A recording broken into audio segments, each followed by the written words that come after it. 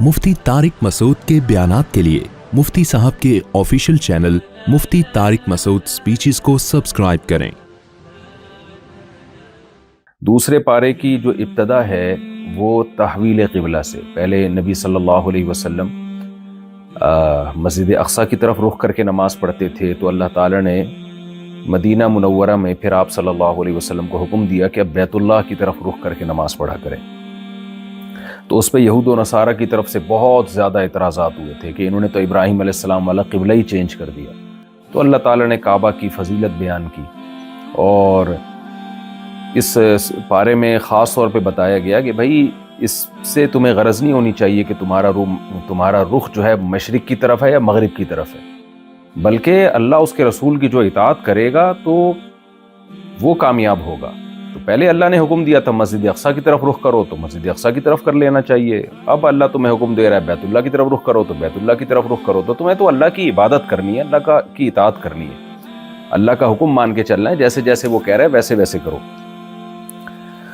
और इसमें अल्लाह ताला ने जो एक अहम आयत है वह है या अय्युहल्लज़ीना आमनू इस्तईनू बिस्सब्रि वस्सलाह, ऐ ईमान वालो सब्र और नमाज से मदद तलब करो। गैर मुस्लिम क्या करते हैं, वो जब टेंशन में और परेशानियों में जाते हैं तो उनके पास परेशानियों से बचने के लिए नफ्सियाती डॉक्टर्स या मेडिसिन या उनके जो मोटिवेशनल स्पीकर होते हैं जो उनको मुख्तलिफ़ तरीक़ों से गाइड करते हैं, उसके अलावा उनके पास कोई ऑप्शन नहीं होता। अल्लाह ने हमें बता दिया कि भाई तुम्हारे पास तो सब्र और नमाज है, कैसे तुम सब्र करो ये सोच के कि इसका मुझे आखिरत में बदला मिलेगा। याकूब अलैहिस्सलाम पर कितनी परेशानियाँ आई हैं और हमारे नबी सल्लल्लाहु अलैहि वसल्लम पर कितनी परेशानियाँ आई। तो नबी सल्लल्लाहु अलैहि वसल्लम ने फरमाया कि एक हदीस का मफ़हूम है कि क़यामत के दिन जब इंसान अपने अमाल को देखेगा तो बहुत नेकियां होंगी, वो कहेगा मैंने तो ये किया ही नहीं है, मेरा जो नेकियों का तराजू है वो इतना वज़नी कैसे हो गया। तो अल्लाह कहेंगे तुझे फ़लाँ मौके पर मुसीबत पहुंची थी, तूने सब्र किया, फिर मुसीबत पहुंची, तूने सब्र किया, तो ये वो नेकियां हैं। तो कहेगा कि काश मेरी ज़िंदगी टेंशनों में ही गुजरी होती। नबी सल्लल्लाहु अलैहि वसल्लम ने फरमाया कि एक कांटा भी अगर किसी को लगता है ना, उसके बदले में भी उसका गुनाह माफ़ होता है। तो गैर मुस्लिम क्यों मायूस हो जाते हैं, इसलिए कि उनको पता है कि इस टेंशन में इसका कोई ऑल्टरनेट तो हमें मिलेगा नहीं, तो ये टेंशन ही टेंशन है। तो इसी ज़िंदगी को असल समझते हैं वो। जब यहाँ परेशानियों में आते हैं तो फिर खुदकुशियों की तरफ जाते हैं। मुसलमान को पता है भाई जो मुसीबत भी आ रही है वो खुद बखुद नहीं है, वो अल्लाह की तरफ से है, तो अल्लाह ताला इसका मुझे नेमुल बदल अता करेंगे। और दूसरी चीज़ अल्लाह ने बताई नमाज। आप इबादत में दिल लगाएं, अल्लाह से राज़ो न्याज करें, अल्लाह से बातें करना सीखें, अपने गमों में परेशानियों में दुआएं करें, इससे इंसान को बहुत ज़्यादा तसल्ली मिलती है। हम अपने बड़ों से कई दफ़ा हमने ये बात सुनी है कि भाई हमें जब कोई गम होता है ना तो हम अल्लाह के सामने रख देते हैं, तो कम से कम ये तसल्ली हो जाती है कि हमने अपनी फ़ाइल जो है अल्लाह के दफ्तर में जमा करा दी है। देखें जब कोई आपका काम अटका हुआ हो, कोई प्रोजेक्ट आपने मंजूर करवाना हो किसी ठेकेदार ने, तो क्या होता है, वो कहता है भाई मैंने फ़ाइल तो जमा करा दी, अब जो मेरे बस में था वो हो गया है, तो अब देखें आगे गवर्नमेंट क्या फ़ैसला करती है। तो यहाँ भी यही है, आपने हुकूमत का तो पर एतमाद आम तौर पे नहीं किया जा सकता, कभी काम बनाती है कभी नहीं बनाती, लेकिन जब आप दुआ मांगते हैं या नमाज़ पढ़ते हैं तो आप अपना गम अल्लाह के साथ शेयर कर लेते हैं, फिर तसल्ली हो जाती है जो मेरा काम था वो मैंने कर दिया, अब अल्लाह जो भी करेगा मेरे हक़ में बेहतर होगा। तो ये ऑप्शन भी अल्लाह ताला ने सिर्फ मुसलमानों को दी है। तभी नबी सल्लल्लाहु अलैहि वसल्लम ने फरमाया अजबल लि अम्रिल मुमिन इन्न अम्रहु कुल्लहु लहु खैर इन असाबतहु सर्राउ शकर फकान खैरल्लाह व इन असाबतहु दर्राउ सबर फकान खैरल्लाह। फरमाया मोमिन का मामला बड़ा अजीब है, जब उसे कोई गम पहुँचता है सब्र करता है तो भी अल्लाह उसको नवाज देते हैं, कामयाब कर देते हैं। खुशी पहुँचती है तो अल्लाह का शुक्र अदा करता है, इतराता नहीं है, इस पर भी अल्लाह उसको और ज़्यादा नवाजते हैं। फरमाया लैसा ज़ालिका इल्ला लिल मोमिन, ये ऑप्शन और ये मज़े अल्लाह ने सिर्फ मोमिन के रखे हैं, गैर मुस्लिम इन नेमतों से महरूम है। तो ये इस पारे की अहम आयत थी। फिर अल्लाह ताला ने गमों से बचने के लिए दो और भी हमें बातें बताई हैं ताकि टेंशनों में हम इन बातों को सोच के गम हमारा हल्का हो जाए। एक बात तो क्या बताई, फरमाया वलनबलुवन्नकुम बिशैइन मिनल खौफि वल जूइ व नक्सिम मिनल अम्वालि वल अनफुसि वस्समरात, कि हम तुम्हें आजमाएंगे कुछ खौफ दे के, भूख दे के, कभी माल का नुकसान, कभी जानों का नुकसान, कभी तुम्हारे फलों का नुकसान। تو مختلف طریقوں سے نقصان ہوں گے. ایسا نہیں ہے کہ دنیا کو یہ سمجھے کہ میرے لیے جنت بن گئی، اب ساری خواہشات میری پوری ہوں گی. ایسا کوئی بھی دنیا میں نہیں ہے. ہمیں بعض دفعہ لوگ خوش نظر آتے ہیں کہ ان کی تو ساری حاجتیں پوری ہو رہی ہیں، ایسا ہے نہیں. تو اللہ کہتے ہیں ہر ایک کو میں آزماؤں گا. ہاں جو صبر کریں گے اس میں اے نبی آپ ان کو خوشخبری سنا دیں. تو اللہ سے دعا یہی مانگنی چاہیے کہ اللہ ہمیں عافیت کی زندگی دے، غموں سے پریشانیوں سے بچا کے رکھے. لیکن اللہ نہ کرے کوئی پریشانی آ جائے تو پھر صبر مانگنا چاہیے. اور دوسرا اللہ نے نسخہ بتایا کہ صبر کا طریقہ کیا ہے. الذین اذا اصابتهم مصیبہ قالوا انا للہ وانا الیہ راجعون. کہ ایمان والوں کو جب کوئی مصیبت پہنچتی ہے تو وہ کہتے ہیں ہم اللہ کے غلام ہیں. انا للہ کا مطلب ہم اللہ کے غلام ہیں. ظاہر ہے ہماری مرضی نہیں چلے گی، غلام پر آقا کی مرضی چلتی ہے. تو جو ہم چاہیں گے وہ نہیں ہوگا وہ جو اللہ چاہے گا. اگر ہماری چاہت پہ اللہ نے رکھ دیا ہوتا تو ہم میں سے ہر شخص کروڑ پتی ہوتا اور ہر شخص کی ہر خواہش پوری ہوتی.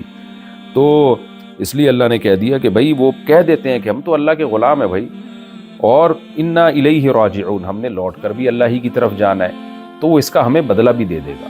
تو جب اللہ کے غلام ہیں تو اللہ کی چلے گی. اور وہ اللہ ظالم آقا نہیں ہے، ظالم بادشاہ نہیں ہے، بلکہ جو ٹینشن دے رہا ہے اس کا متبادل ہمیں دے گا، اس کے بدلے میں ہمیں خوشی دے گا. تو یہ اللہ نے اس میں صبر کا ایک بہترین نسخہ بیان کیا. اور اسی پارے میں توحید کو بہت اہتمام سے بیان کیا گیا. وَمِنَ النَّاسِ مَن يَتَّخِذُ مِن دُونِ اللَّهِ أَندَادًا يُحِبُّونَهُمْ كَحُبِّ اللَّهِ. دنیا میں دو طرح کے لوگ ہیں، ایک اللہ کے وجود کو ماننے والے اور ایک ایتھیسٹ ہوتے ہیں جو اللہ کو نہیں مانتے، کہتے ہیں کوئی خدا نہیں ہے. میجورٹی اللہ کو مانتی ہے، خدا کو مانتی ہے مختلف ناموں سے. تو اللہ کہتے ہیں بہت سے لوگ ایسے ہیں جو اللہ کو تو مانتے ہیں لیکن اللہ کے ساتھ دوسروں کو شریک کر دیتے ہیں، پھر ان سے ایسے محبت کرتے ہیں جو اللہ سے کرنی چاہیے. اب دیکھیں پتھروں کے بنے ہوئے بتوں کے سامنے کوئی مزاروں کے سامنے جا کے مانگ رہا ہے ان سے، کوئی کہاں جا رہا ہے کوئی کہاں جا رہا ہے. تو اللہ کہتے ہیں کہ جو اللہ سے محبت ہونی چاہیے وہ دوسروں سے شروع کر دیتے ہیں. تو اللہ کو شرک پسند نہیں ہے. پھر اللہ تعالیٰ نے اسی رکوع میں ہمیں ایک اور حکم بھی دیا. یا ایھا الناس کلوا مما فی الارض حلالا طیبا. اے ایمان والو جو پاکیزہ چیزیں ہیں زمین میں وہ کھاؤ. یہاں کھاؤ کا مطلب یہ نہیں کہ جو بھی چیز ملے کھا لیا کرو، بلکہ اس کے کھانے کو حلال سمجھو. عقیدتاً کھاؤ، یعنی عقیدہ میں اس کو حلال سمجھو. یہ بھی ایک کانسیپٹ ہے اسلام نے دیا ہے کہ حلال و حرام کرنا یہ اللہ کا کام ہے. تو جب تک اللہ کسی چیز کو حلال نہ کرے ہم حرام نہیں کر سکتے، اور جب تک حرام نہ کرے ہم حلال نہیں کر سکتے. آج لوگوں نے دینداری کا معیار یہ بنا لیا ہے کہ بالکل ننگ دھڑنگ سا ہو، پھٹے پرانے کپڑے ہوں اور کھانے کو کچھ نہ ہو اس کے پاس. یہ بہت نیک بزرگ ہیں، یہ جی بہت پہنچے ہوئے بزرگ ہیں. اور کسی بزرگ کو کباب پراٹھے کھاتے ہوئے دیکھ لیا، لینڈ کروزر میں گھومتے ہوئے دیکھ لیا، تو آج لوگ باتیں کرتے ہیں یہ کوئی مولوی ہیں، یہ کوئی نیک ہیں، یہ تو عیاشی کر رہے ہیں. تو اللہ میاں نے بتا دیا کہ جو پاکیزہ چیزیں ہیں نا، کھانا تو ایک علامت کے طور پر. اس لیے تمام مفسرین اس آیت کا جو مفہوم بیان کرتے ہیں وہ یہ، اس آیت کا مفہوم یہ ہے کہ جس چیز کے استعمال کو اللہ نے حلال کر دیا تو اس کو حلال ہی سمجھو. تو اپنی طرف سے آپ دین کا ایک معیار نہ بنائیں کہ یہ لائف اسٹائل ہوگا تو دیندار ہوگا، یہ والا اسٹائل دینداری والا نہیں ہے. نہ. تو ہمیں پیغمبروں میں مالدار پیغمبر بھی ملتے ہیں، غریب پیغمبر بھی ملتے ہیں، صحابہ میں مالدار بھی ملتے ہیں، غریب بھی ملتے ہیں. تو حدیث میں آتا ہے اللہ تعالیٰ نہ تمہاری دولت کی طرف دیکھتے ہیں نہ تمہاری شکل کی طرف دیکھتے ہیں، اللہ تمہارے اعمال اور تمہارے دل کی طرف دیکھتے ہیں. تو اگر دولت میں کسی نے اللہ کو راضی کیا ہوا ہے تو اللہ اس سے راضی ہے. غربت میں کسی نے صبر کر کے اللہ کو راضی کیا ہوا تو اللہ اس سے راضی ہے. تو یہ دولت بڑی گاڑیوں میں گھومنا اور جو ہے اچھی غذائیں کھانا، مرغوب غذائیں کھانا، اس کا دین سے تعلق نہیں ہے. تو یہ حلال کو حلال ہی سمجھا جائے گا. اس کو ہاں جو ناجائز ہے اس سے اجتناب کرے. کوئی عالم اگر ناجائز کام کر رہا ہے تو پھر اس پہ اعتراض بنتا ہے کہ یہ تو حرام ہے، ناجائز ہے، اللہ نے اس کی پابندی لگائی ہے. تو یہ مشرکین کے اندر بھی ایک عیب تھا کہ خام خامے چیزوں کو اپنے اوپر حرام کیا ہوا تھا، اپنے جو ہے نا جعلی معبودوں کو خوش کرنے کے لیے. تو خام خامے آپ اپنے اوپر کوئی بھی چیز حرام نہیں کر سکتے. صحیح بخاری مسلم کی حدیث ہے، صحابی آئے حضرت عائشہ کے پاس اور پوچھا کہ نبی صلی اللہ علیہ وسلم کی عبادت کیسی ہے، تو انہوں نے بتایا ایسی ہے. تو انہوں نے کہا ہم اس سے بھی زیادہ کریں گے. اور ایک صحابی نے کہا میں ساری زندگی گوشت نہیں کھاؤں گا کیونکہ گوشت ایک لذیذ چیز ہے. ایک نے کہا میں کبھی بھی رات کو سوؤں گا نہیں، میں نمازیں ہی پڑھتے رہوں گا. اس طرح سے جب نبی صلی اللہ علیہ وسلم کو پتہ چلا تو آپ شدید ناراض ہوئے. فرمایا من رغب عن سنتی فلیس منی، جو میرے طریقے سے ہٹے گا وہ مجھ سے نہیں ہے۔